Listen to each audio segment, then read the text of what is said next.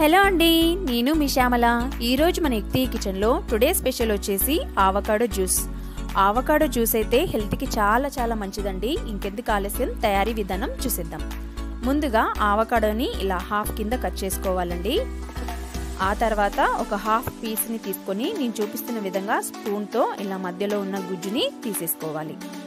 చూస్తున్నారు కదా ఎలా ఈజీగా వచ్చేసిందో. మన ఆవకాడో అనేది చక్కగా పండితేనే ఇలా వస్తుందండి.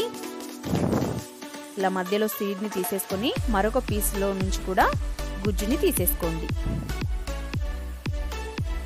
ఇలా మొత్తం అంతా గుజ్జుని ఒక మిక్సీ జార్లో వేసేసుకొని ఒకసారి మిక్సీ పట్టుకోండి.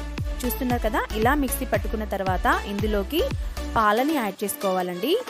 ఆల్రెడీ వేడి చేసి చల్లార్చిన పాలు ఒక పెద్ద గ్లాస్ వరకు యాడ్ చేశానండి. పాలని యాడ్ చేసిన తర్వాత కొన్ని ఐస్ క్యూబ్స్ని కూడా వేసేసుకోండి. మరొకసారి మిక్సీ పట్టుకుందాం. చూడండి, ఇలా స్మూత్ పేస్ట్ కింద వచ్చేసింది కదా. మరి కొద్దిగా పాలని యాడ్ చేసుకుందాం.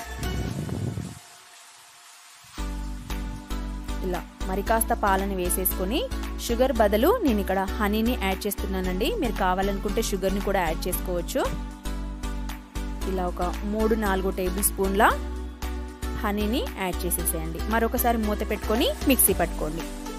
చూడండి, టేస్టీ ఆవకాడో జ్యూస్ అయితే రెడీ అయిపోయింది. చూడండి, చాలా సింపుల్గా ప్రిపేర్ చేసుకోవచ్చు. ఈ జ్యూస్ని గ్లాస్లోకి సర్వ్ చేసేసుకుందాం.